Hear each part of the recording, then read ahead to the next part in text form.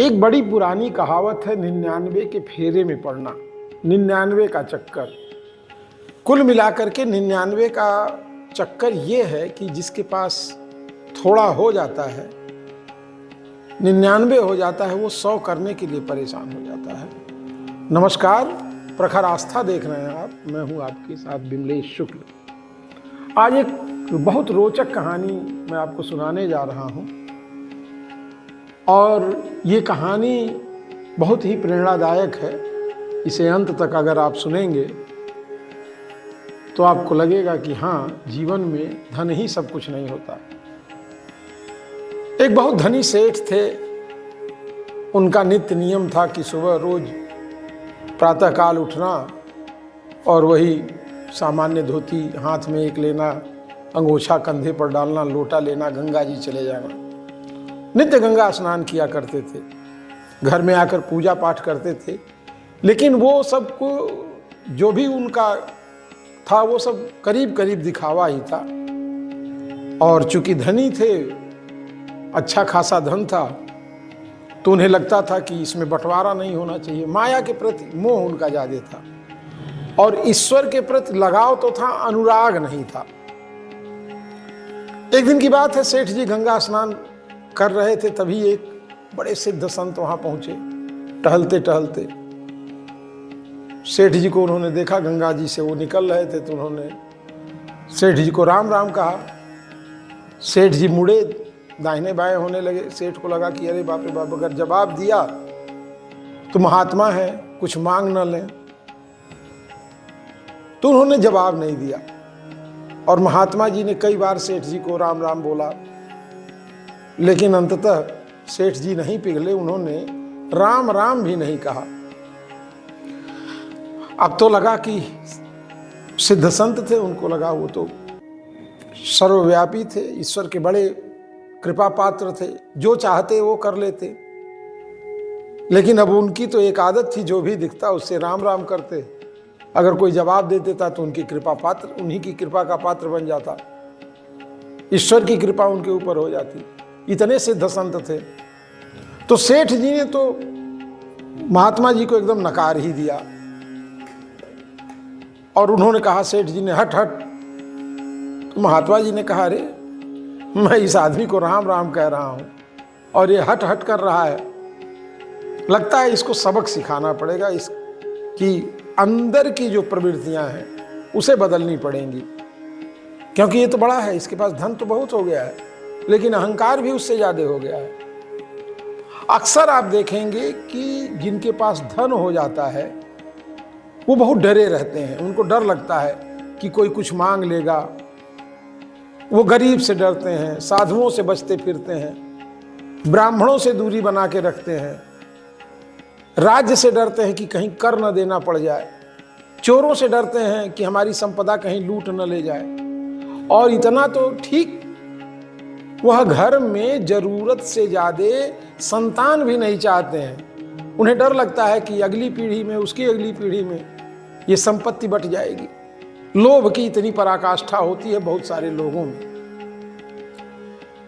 तो संत जी ने कहा कि इसको ठीक तो करना पड़ेगा, क्योंकि ये अहंकारी सेठ है। तो संत जी ने, जो साधु महात्मा थे, उन्होंने सेठ का स्वरूप बना लिया। बड़े सिद्ध संत थे, उनके लिए ये चुटकियों का काम था। अब दो सेठ हो गए, एक तो जो गंगा स्नान करके राम राम नहीं कहा, और संत जी ने भी पूरी तरह से उसी तरह, मतलब जुड़वा भाई। अब संत जी जल्दी से, उनको तो सब पता था कहाँ क्या है, पूरी दुनिया उनके नजर के सामने थी, बिना देखे बिना जाने। तो सेठ जी से पहले संत जी सेठ जी के घर पहुंच गए। सेठ जी के घर पहुंचे तो गेट पर जो दरबान था उसने सलामी दी। उसने कहा, महाराज सेठ जी प्रणाम।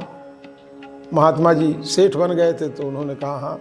फिर उन्होंने चौकीदार से, द्वारपाल से कहा कि देखो, मेरे ही सकल सूरत का एक और बहरूपिया है, और ऐसा ना हो कि मेरे पीछे मेरे घर तक आ जाए, और वो बड़ा ठग है, वो कुछ भी कर सकता है।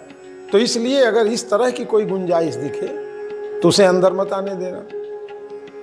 अब महात्मा जी संत वेश में हो गए, संत जी सेठ के स्वरूप को धारण कर लिए थे, तो बेझिझक घर में घुसे, सब उनको पता था, अंतर्यामी थे। अंदर घुसे तो सब लोगों ने, बाल बच्चों ने, परिवार के लोगों ने हाथों हाथ लिया। उन्हें सब पता था कहाँ पूजा सेठ करता था, जा करके बैठे, पूजा पाठ करने लगे, सब कुछ करने लगे। इसी बीच असली सेठ जब दरवाजे पर आए तो चौकीदार ने रोक दिया, नहीं नहीं नहीं, आपको अंदर नहीं जाना। सेठ ने कहा, अरे तुमने भांग पी रखी है, तुम्हारा दिमाग खराब है, मुझे पहचानते? उसने कहा, मैं बहुत अच्छी तरह से पहचानता हूँ, तुम ठग हो, मुझे पता है, और तुम अंदर नहीं जा सकते। अब सेठ जी तो बड़े हैरान परेशान, बाहर से उन्होंने आवाज लगाई। चूंकि महात्मा जी जो सेठ बन करके अंदर जा चुके थे, परिवार के सारे लोग जान गए कि सेठ जी आ गए हैं। उन्होंने बता भी दिया ये बात कि मेरा हमशक्ल एक सेठ बन करके ठग जो है वो आ सकता है। तो बच्चों ने भी इनकार कर दिया, ना ना ना, मैं आपको नहीं पहचानता, जाओ जाओ जाओ, आप जाओ यहाँ से जाओ। अब सेठ जी बड़े दुखी हुए, चल दिए। उन्होंने कहा, ये मामला तो बड़ा गंभीर हो गया। अच्छा, उन्हें पता नहीं था कि इस तरह की कोई घटना जीवन में घट रही है उनके पीछे भी। तो न्याय के लिए वो राजा के पास पहुंचे। राजा ने सेठ को देखा तो कहा, अरे ये धोती, अंगोछा, लोटा लेकर के कहाँ से? आप तो 4 घोड़ों वाले रथ पर सवार होकर के हमेशा राज में आते थे, दरबार में, और ये दीनहीन दशा, क्या मामला है? अब सेठ जी ने सारी बात बताई कि मुझे घर के अंदर नहीं जाने दिया जा रहा है, मैं बड़ा परेशान हूं। तो खैर तब तक सेठ जी को भी पता चल गया। तो उन्होंने कहा कि लगता है कि कोई हमशक्ल है जो मेरे घर में पहुंच गया है और मुझे अंदर नहीं जाने दिया जा रहा है, तो महाराज हमारे साथ न्याय हो। राजा बड़े अचंभित हुए। खैर उन्होंने सूचना भिजवाई सेठ जी के घर। अब सेठ जी वही 4 घोड़ों वाले रथ में जो महात्मा जी थे, वो सेठ बन करके बैठ करके आए। सारी बातचीत हुई। अब राजा भी बड़े भ्रमित हो गए कि इसमें असली कौन है।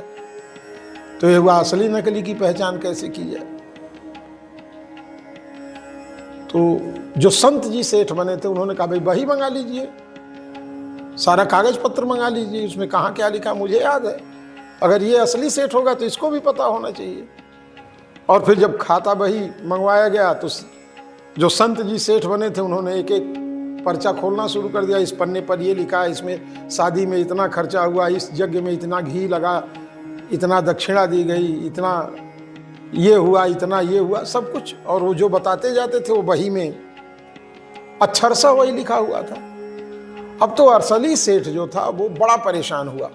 अब संत जी की बताई हुई जब सारी बातें सत्य हो गई तो राजा ने असली सेठ को दंड देने की बात कही। तो महात्मा जी ने कहा, नहीं नहीं, इन्हें दंड न दिया जाए। और सच ये है, जो सच था महात्मा जी ने बताया। उन्होंने कहा, सेठ जी को मैंने केवल ये आभास कराया कि धन ही सब कुछ नहीं होता है, ईश्वर भी बहुत कुछ होता है, उसके साथ भी आदमी को जुड़ा होना चाहिए। और इस तरह से गरीब, राज्य का, संतों का, ब्राह्मणों का धन बचाने के लिए उनसे नहीं बचना चाहिए। और वो संत जी जो सेठ बने हुए थे उनके कहने पर असली सेठ जी को राजा ने दंडित नहीं किया, उन्होंने उन्हें क्षमा कर दिया। सेठ जी वापस घर चले आए। और जब दूसरे दिन पुनः वह अपनी दैनिक दिनचर्या में गंगा स्नान करने गए और स्नान के बाद जब निकलने लगे तो फिर महात्मा जी वहीं मिले और उन्होंने कहा, सेठ जी राम राम। तो सेठ जी ने बड़ी प्रसन्नता से कहा, राम राम। महात्मा जी ने कहा, देखो राम नाम ही सत्य है और नाम जप से तो अपार पुण्य मिलता है, अपार भौतिक सुविधाएं भी मिल जाती हैं। तो इस राम को मत ठुकराना जीवन में। ये कहानी आपको कैसी लगी हमें कमेंट बॉक्स में बताइएगा। फिर किसी अगली कहानी या देव दर्शन में हमारी आपसे पुनः मुलाकात होगी। तब तक के लिए हमें अनुमति दें। नमस्कार।